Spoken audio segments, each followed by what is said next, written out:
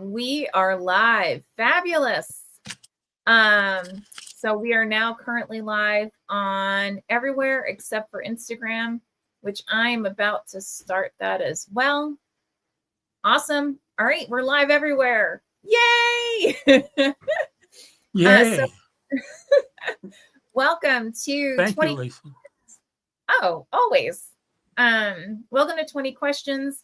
I am here with the phenomenal David Fitzpatrick, who is the author of the Academy of Unholy Boys, as well as several other incredible works. And we're here to basically have some fun banter, ask him lots of questions. And if you're watching and you have questions that you think of during this, please feel free to go ahead and toss those questions into the comment section, and I will be more than happy to bring them forward. So before we really dive into it, David, tell us a little bit about yourself and about the incredible Academy of Unholy Boys. Well, I think I've, ever since high school, I had this image in my head. Maybe it was college, of 3 high school students, football players. It's kind of morbid, but hanging off the goalpost of a high school football stadium. And so I thought I'd just kind of start a story there and kind of develop it, you know. Cool. So, yeah. Very cool. All right. Well, then let's. Oh, go ahead. No, I was going to say, but I'm just looking at my notes here. As far as my first book, it would be Mike Mulligan's Steam Shovel. I absolutely adored that book growing up. Really? And I can see it now. Oh, yeah. It's a great book. Very cool. Well, who's your favorite author? I would say the favorite author is probably maybe Dennis Johnson or Salinger. Love Salinger. Love Franny and Zooey. If I had to, I think one of the questions you sent me are if you could only have one book for the rest of your life. I think it would be Franny and Zooey, just because it's so nice and compact. You know, it's only like 200 pages, so you don't have to worry about a big long. It's why I read it every summer, just because it's inspiring. You know. Wow, that's awesome. Who influenced your writing?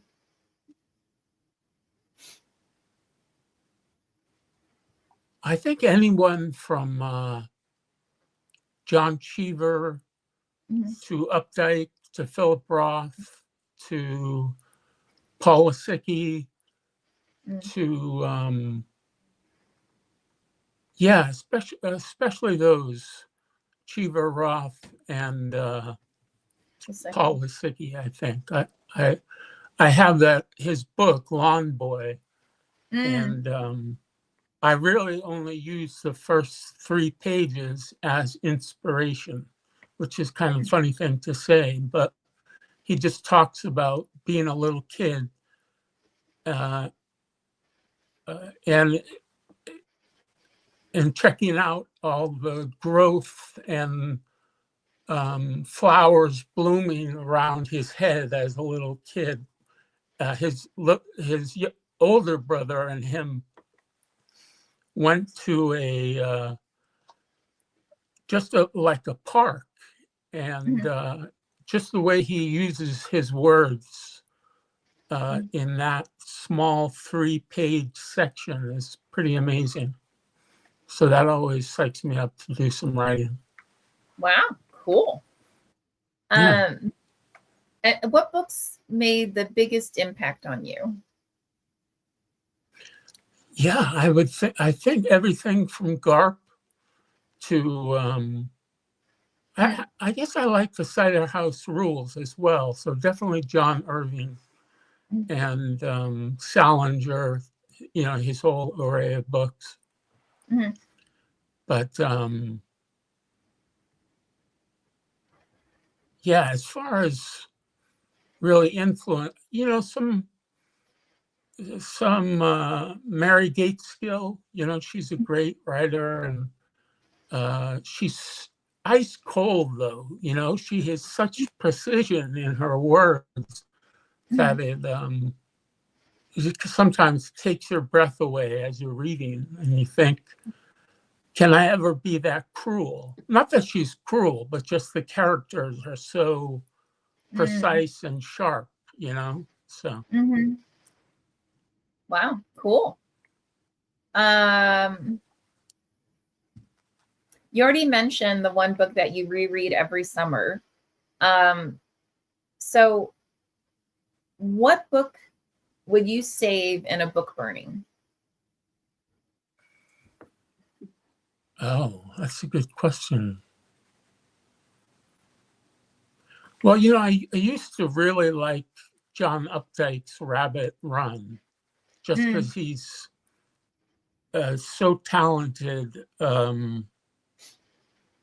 as far as just language. It's like if you're reading him, you're kind of on a boat getting taken down the river, But then the more I read him, I could see some women writers thought he was too sexist, and I guess I would have to agree. The more I read other writers, and I could see you don't have to, do a takedown of women each time you write a book, So, but yeah, Salinger, Irving, I like all those guys. Okay, cool. So you talked a little bit about what inspired you to write The Academy of Unholy Boys. I don't know. Would you like to elaborate on that? No, I just remember being like stuck on that thought of those three characters, and I knew there has to be one. The character Foster is kind of the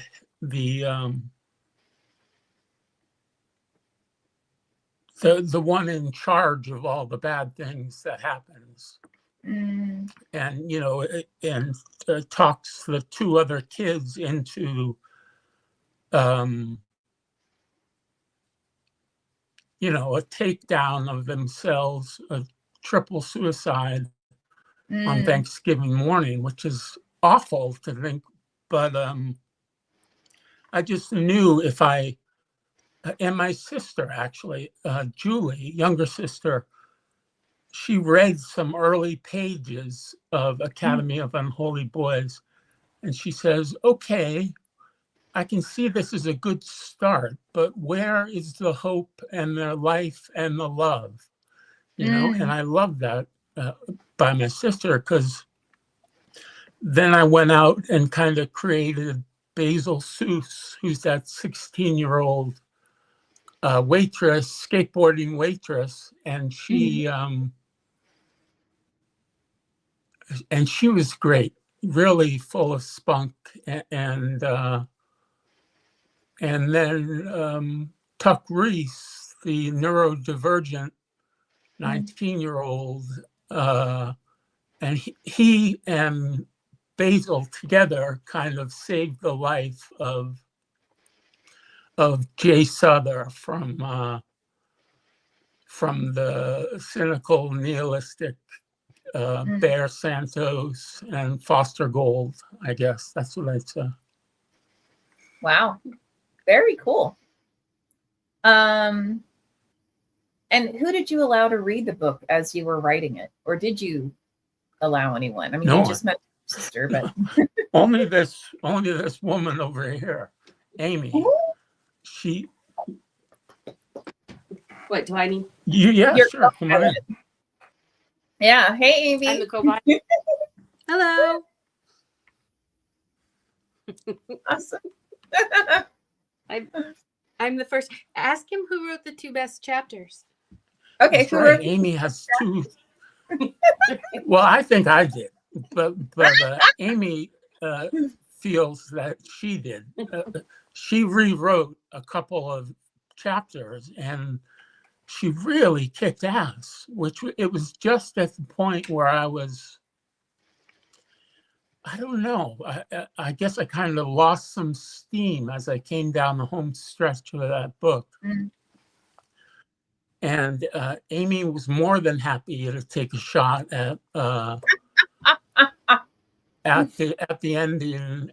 And there's a gun in the end. And if you're gonna have a gun, I tried to write the scene with the gun, and it just wasn't working. So Amy's like, "Hey, I think I can do that. Why don't you let me take a?"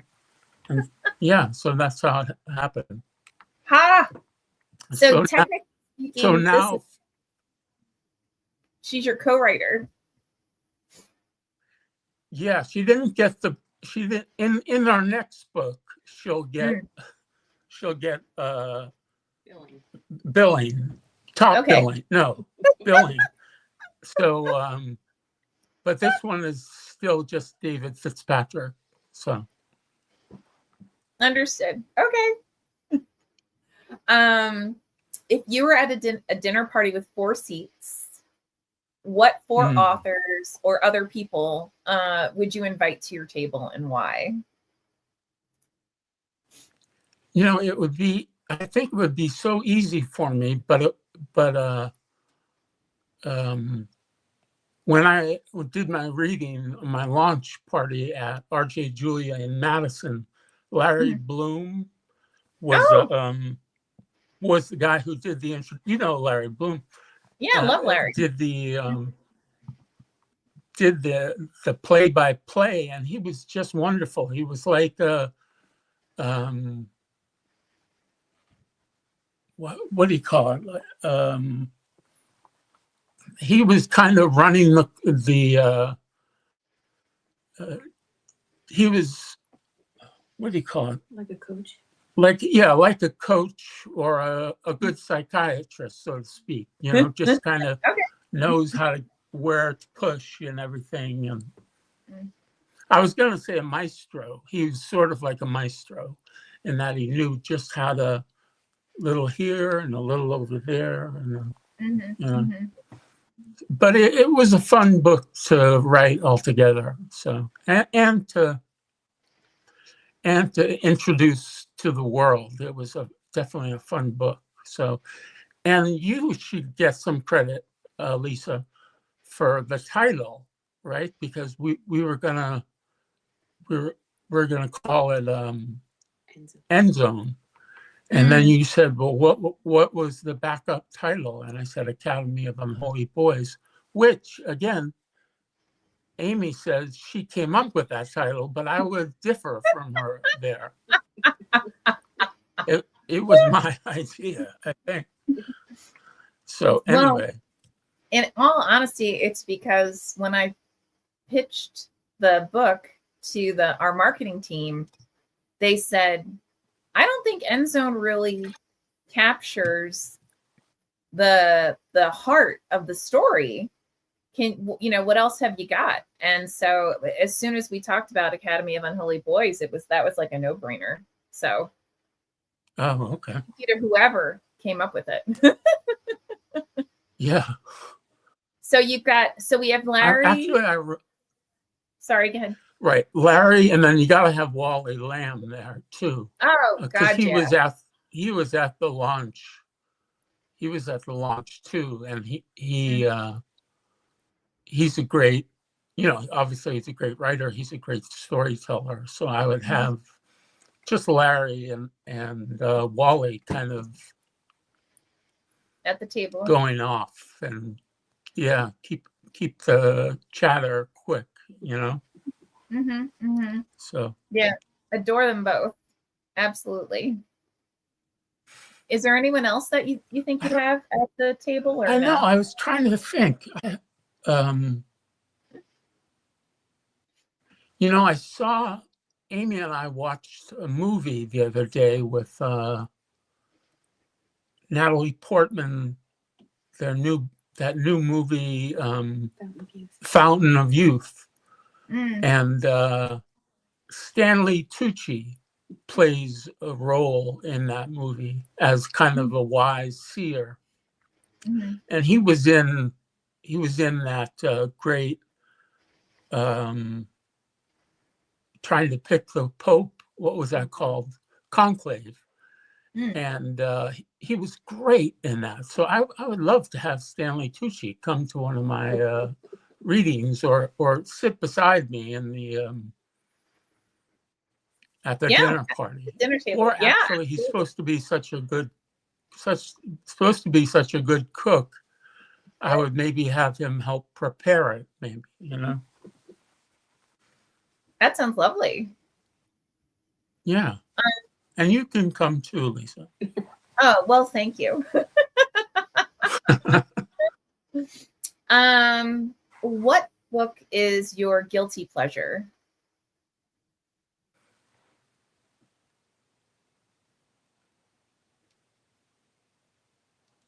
What book is my guilty pleasure? I don't know. That's a good question. It's more a movie, right? Oh, yeah. Amy and I go back to this movie, Motherless Brooklyn. It was a great book by, what's his name? I forget his name, but it was a great book. But with Ed Norton and Alec Baldwin and Bruce Willis, it's really a heartbreaking story, and just great jazz all the way through it. And that was another one of your 20 questions I saw here about what kind of music do you listen to when you're writing? And for me, I can't do singing. Any singing just takes me right out of where I want to be. But if I'm listening to like old jazz and they're not singing, then that's perfect for me. And actually, I play it so much that now it makes Amy fall asleep. But it works for me because it gets me peppy and centered to do some good writing, Ah, love it. Love it. If you could ask for one thing to change the world, what would it be?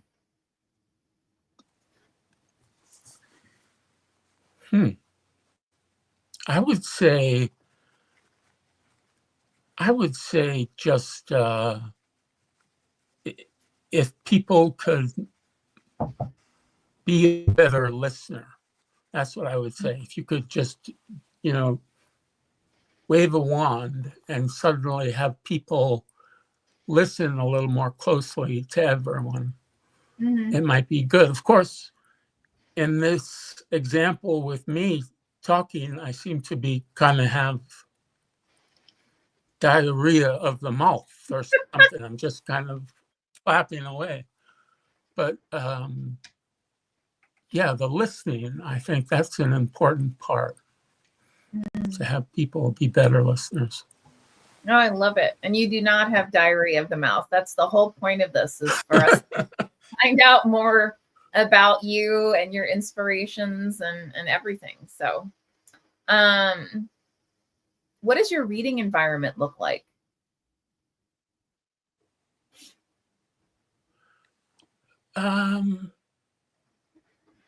It's funny because when I'm writing, I have a short story that I wrote now called The Scent of Jasmine. But it's just another short story that I want to put in a book of stories, but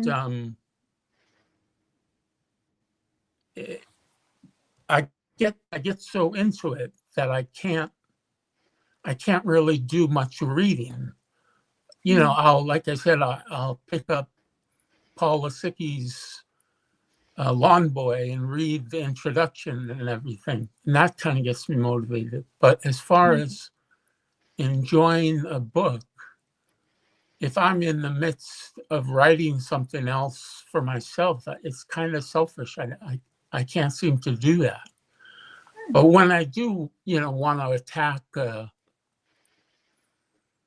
like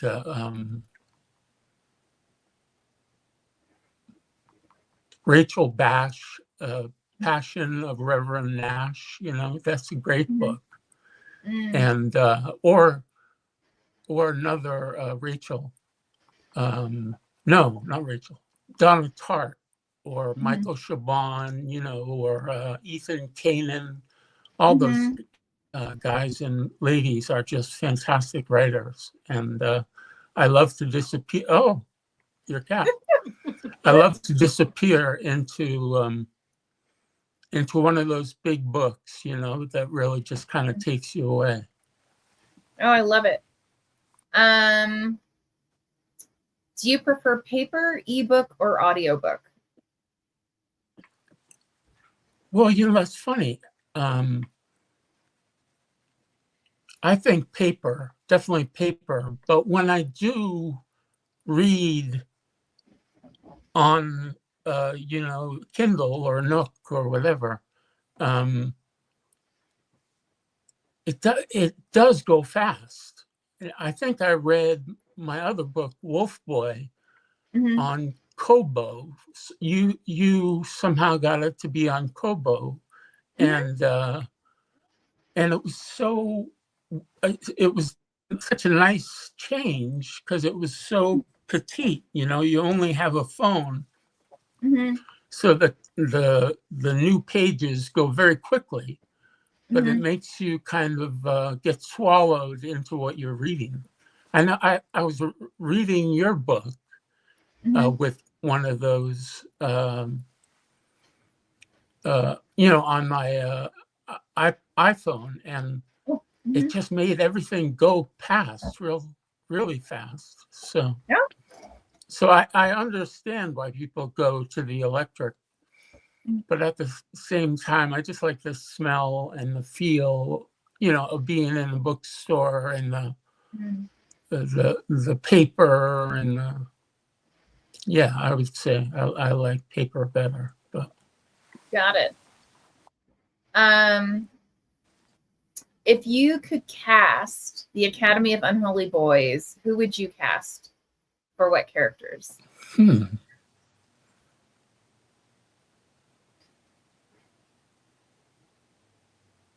Well, you'd need really sinister. Foster Gold would need to be a really sinister. I don't know who's. I guess you could kind of try Ed Norton. They're too old for high school, though. I was going to say Ed Norton or something like that, but I don't know. Any ideas? Timothy Chalamet. Yeah, maybe Timothy Chalamet. What the hell? That would be good. And he is he was great in that Dylan movie. Have you seen that yet, Lisa? The what? I don't know what it's called. He's very good, and so I think he could play a high schooler. So Cool. And the other, I can't think of the other ones, just because I really don't know young actors that well. When you're pressing 60 like me, which is terrifying, I think. But that's another story for a different day. No, I understand. If you could meet anyone, who would you want to meet, and what would you ask them?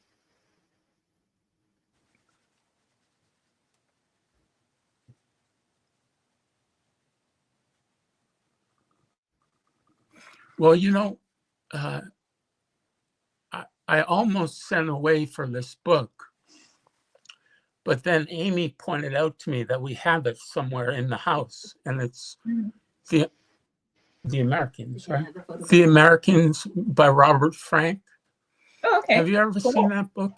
Oh, it's amazing. Just beautiful photographs. And I guess he was on a Guggenheim fellowship, so he drove around the country and took incredible shots. And Wow. the introduction was written by Jack Kerouac, so that gets you where the time was, and it was it's really so fun to read it, and such a nice.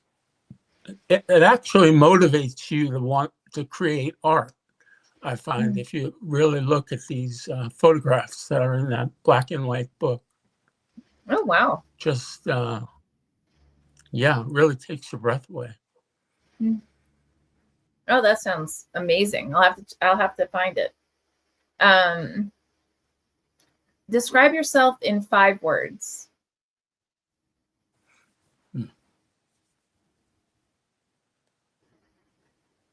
A little neurotic. You got to throw that in there, I think. And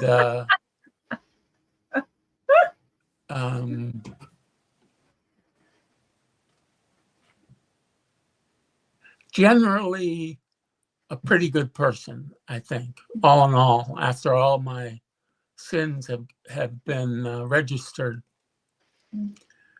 But you got to have some good jokes, so I would say humor is part of it too. You need humor. And then I just have such a nice family, so I would include my family in it because they keep me going. Okay. And this young lady over here to my left, Amy, but then also Ruby, my black pit. I see. Okay. Well, how would you describe your life though in 5 words? So you told us yourself. I would say, with all the difficulty I had through the first part of not the first part, like 20 years, visiting different hospitals and everything. I don't know who would be, that's me I don't know who I'd pick to be who's going to play me in the movie. I just don't know. I'm back to the movies again, Lisa. So, and I ask Amy. Amy, who should play David? Brendan Fraser. Brendan Fraser? Interesting. Okay. He's the only guy I can think of who's almost as cute as my husband. Oh, I see. Understood.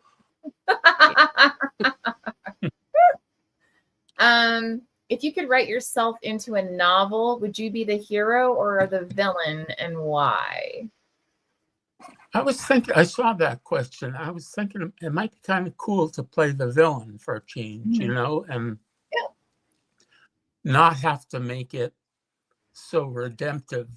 It seems any book that I write, there's always that redemptive part of it, which I enjoy, to be honest. But maybe it would be cool to play a villain in a book or something like that. I don't know which one I'd play, but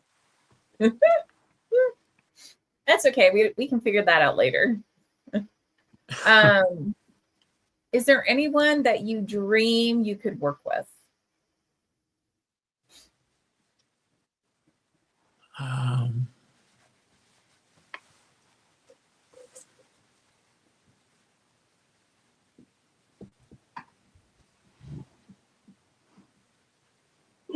No, I can't think of anyone. I was looking at some Jackson Pollock paintings the other day, Mhm. and in a magazine or in a go to Google and look up Jackson Pollock painting, and he would be a cool guy to meet, I think.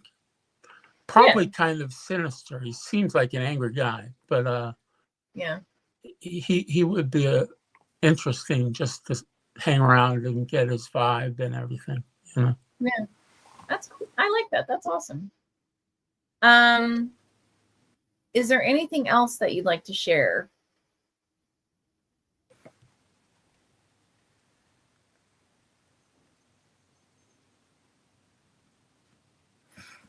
Just as a